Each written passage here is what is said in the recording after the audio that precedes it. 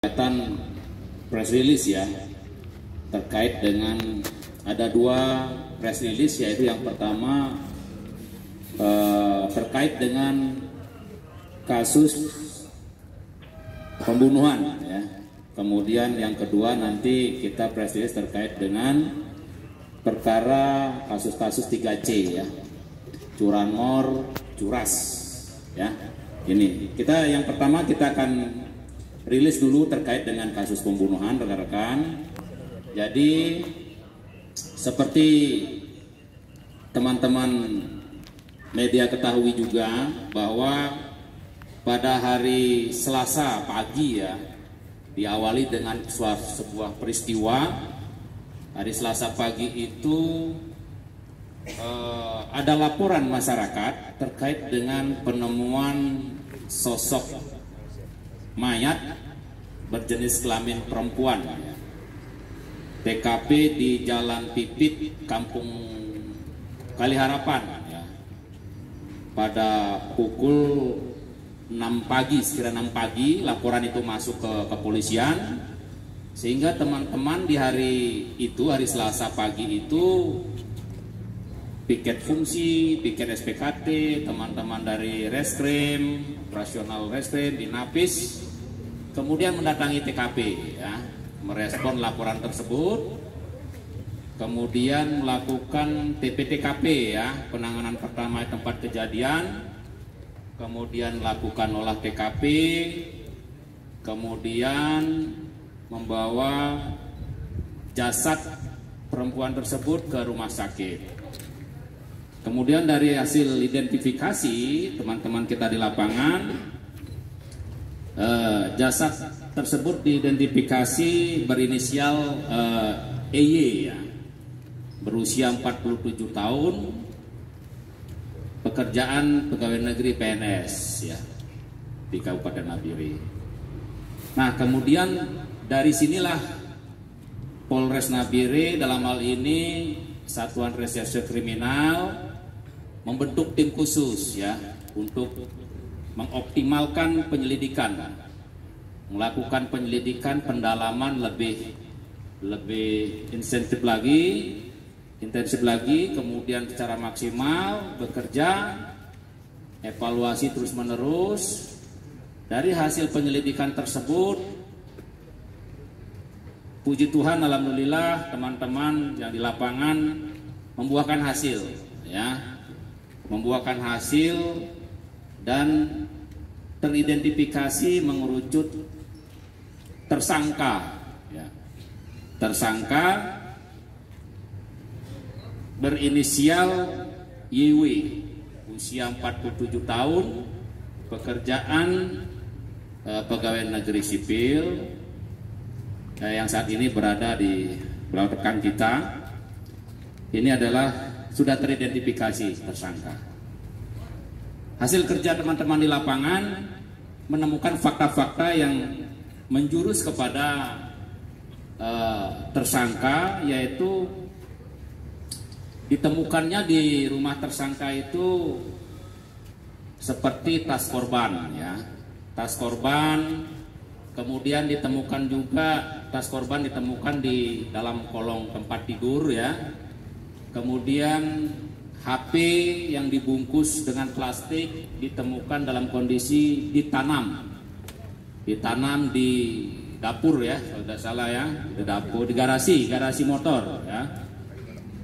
Kemudian ada kayu balok ukuran 5 x 5 cm dengan panjang 85 cm ya, dengan di ujungnya itu lancip gitu ya. Dan ada bercak darah di situ, sudah di kayu balok. Kemudian fakta berikutnya itu adalah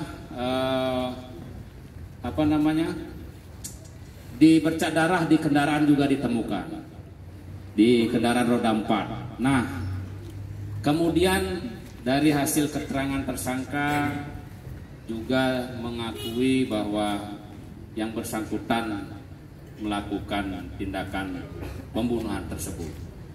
Adapun kronologisnya ya, teman-teman kami sampaikan bahwa penemuan mayat ini ditemukan hari Selasa, ya. Namun ada peristiwa di hari Senin. Gitu. Kenapa bisa sampai terjadi ditemukannya mayat perempuan ini? Ada peristiwa di hari Senin sekira pukul 22.30 ya, malam hari.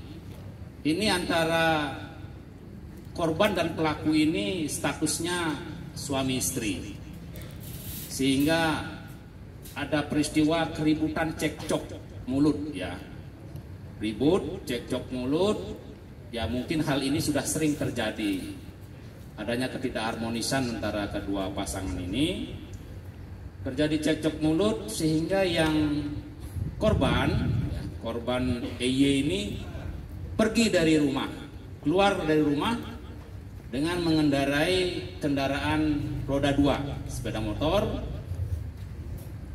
Kemudian pelaku YW ini mengetahui korban pergi, yang bersangkutan bergegas menyusul ya. Namun sebelum menyusul, yang bersangkutan menyempatkan diri, meniatkan diri mengambil sebuah balok kayu ya. Balok kayu ukuran 5 kali 5 cm yang tadi saya sebutkan, dengan panjang 85 cm dengan ujungnya runcing begitu ya. Kemudian sudah membawa plastik juga. Kemudian bergegas naik mobil ya, mobil yang ini ya, mobil putih itu sebelah kiri ya. Nah, yang korban naik motor yang merah gitu ya, motor merah. Disusullah oleh si pelaku. Kemudian ditemukan oleh pelaku di sekitar Pasar OYH ya. Pasar OYH, kemudian selanjutnya dibuntuti melalui Jalan Merdeka, kemudian sampai ke Hotel Jepara, ke kiri ke kuburan Girimulyo, kemudian ke kanan, ke kiri, kemudian sampailah di Jalan Pipit di TKP. Saat di TKP titik sepi, disitulah pelaku melakukan memepet korban dengan kendaraannya sehingga sampai menyenggol kendaraan korban dan korban terjatuh. Nah, setelah itu pelaku mengambil kayu tersebut, menghampiri korban, kemudian memukulkan kayu tersebut di kepala bagian belakang korban sebanyak 2 kali, sehingga korban terjatuh. Pelaku kemudian menaruh kayu tersebut di dalam mobilnya. Kemudian pelaku mengambil kantong plastik yang ditemukan di TKP ini untuk menutup, mengambil kantong plastik dari saku celananya, kemudian menutup di kepala korban. Nah, setelah itu pelaku menyempatkan diri membuka jok motor, yang motor merah ini, mengambil tas ya. Ini tas korban dibawa. Setelah itu pelaku pulang ke rumah. Itulah peristiwa fakta ditemukan tas di bawah tempat tidur ya, HP korban ditanam, kayu balok disimpan digulung dan disimpan di sebuah tumpukan seng di rumahnya ya, gitu. Nah, setelah itu korban jam 3 pagi, sekira jam 3 pagi itu menyempatkan dengan mengendarai kendaraan putih ini mengecek TKP ya, mengecek apakah aman dan sebagainya, mungkin ya menurut pelaku ya. Nah, seperti itu. Dari situlah kejadian penemuan mayat hari Selasa pagi jam 6. Di hari Rabu teman-teman kita, teman-teman dari reserse kriminal bisa mengungkap ya. Jadi dalam jangka waktu ya 1 kali 24 jam lah ya, dari hari Selasa ditemukan sosok mayat, laporan masyarakat, hari Rabu sudah bisa diidentifikasi pelakunya ya, pelakunya sudah diidentifikasi. Nah, ini pasal yang kita kenakan ini adalah 340 ya, ini adalah pembunuhan berencana, itu primernya. Kemudian subsidiarnya 338 ya. Primernya tadi yang 340 dengan ancaman hukuman seumur hidup atau selama waktu tertentu paling lama 20 tahun. Kemudian subsidiarnya 338 itu ancaman hukumannya 15 tahun paling lama. Lebih subsidiar lagi 351 ayat 3 itu ancaman hukumannya maksimal 7 tahun. Itu teman-teman ya. Jadi ini motif, untuk motif ini ya sakit hati ya. Sakit hati, sudah tidak ada kecocokan, kemudian terjadi reaksi. Memang sudah dari lama mungkin tidak cocokan ini sering ribut-ribut seperti itu. Itu teman-teman yang bisa kita sampaikan. Nah, barang bukti bisa rekan-rekan lihat. Ini barang bukti dari kasus yang pembunuhan itu, kendaraan yang dipakai pelaku, motor yang dipakai korban, motor yang dipakai pelaku. Dan ini barang milik korban, tas ya, dan kayu balok yang dipakai oleh pelaku untuk melakukan pemukulan. Itu teman-teman, ada pertanyaan dari rekan-rekan media, silakan. Apakah tidak ada indikasi ada perselingkuhan kah atau bagaimana? Untuk itu tadi kami sudah jelaskan, ini kan ada ketidakharmonisan, mungkin ada ribut-ribut dalam rumah tangga. Ini dalam pendalaman teman-teman penyidik, ini baru 1 hari, nanti akan dikembangkan. Apa kira-kira motif secara keseluruhannya.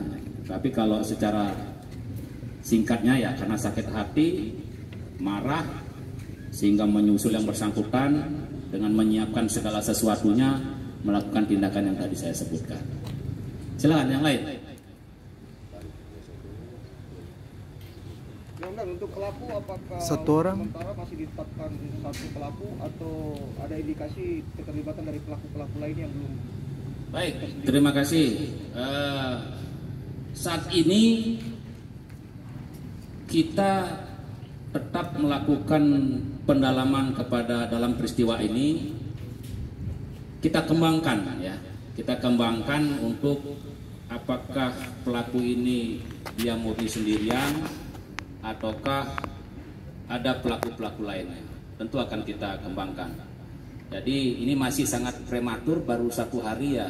Kami mohon waktu kepada teman-teman, berikan teman-teman kita dari Reskrim untuk melakukan pendalaman terkait dengan peristiwa ini. Silakan yang lain.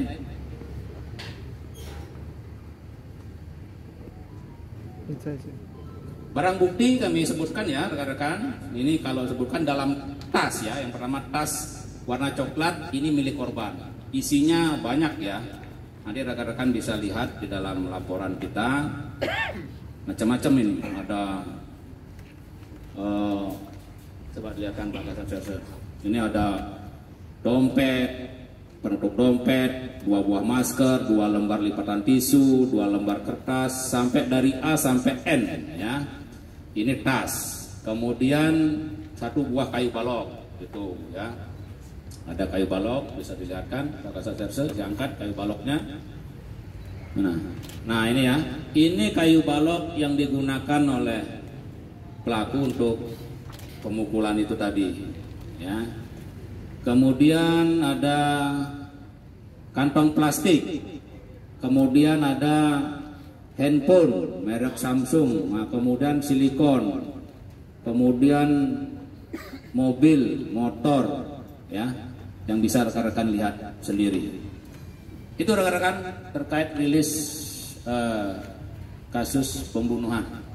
Untuk diketahui bersama, saya secara pribadi dan pimpinan mengucapkan terima kasih kepada seluruh personil Polres yang mendukung pengungkapan ini, terkhusus dari teman-teman Satuan Reskrim yang sudah maksimal berupaya dalam waktu singkat bisa mengungkap peristiwa yang luar biasa. Perkara ini menjadi perhatian publik itu. Ya. Dalam melakukan tindak pidana ini, pelaku dalam keadaan sadar atau sadar, tidak ada kendala. Keterangan pun diberikan dengan normal, tidak ada pengaruh alkohol atau apapun gitu. Ya, itu teman-teman. Dan satu lagi pelaku dijemput di rumah ya atau di mana nih? Jadi saat itu di hari Rabu itu pelaku mencoba untuk mencuci mobil ya. Mungkin mencuci mobil itu di pukul 6 pagi ya kalau tidak salah. Dia ke sebuah pencucian mobil, tapi petugas dari teman-teman kita sudah mengikuti yang bersangkutan. Nah, karena di awal di saat saat sebelum pencucian itu ada teman-teman kita mau mencoba mengambil mobil, tapi alasannya kuncinya hilang. Sehingga di situ kesulitan. Satu sisi juga kita menimbang saat itu karena masih berduka ya. Tapi kita berkejar-kejaran jangan sampai alat bukti hilang, barang bukti hilang. Sehingga dibuntuti, saat masuk ke cucian, baru mencuci mobil, baru kena ban, dihentikan. Dari situ sudah terlihat yang tadinya kunci hilang tapi mobil bisa jalan. Sehingga saat itulah mulai diamankan. Diamankan dan dilakukan pemeriksaan secara maraton. Begitu teman-teman. Kemudian izin mungkin terkait yang sehari sebelum kejadian, apakah yang bersangkutan ada datang lapor polisi kah untuk kasus kehilangan kah? Ada. Korban itu informasi ada ke SPKT ya, melaporkan terkait dengan permasalahan ya. Permasalahan yang rencananya dari SPKT sudah ditentukan jadwal pertemuan ya hari Kamis gitu. Itu biasa di SPKT menengahi permasalahan masyarakat, kemudian dibuat janji untuk dipertemukan di hari Kamis. Namun rupanya peristiwa cekcok itu terjadi, kemudian terjadi peristiwa pembunuhan ini.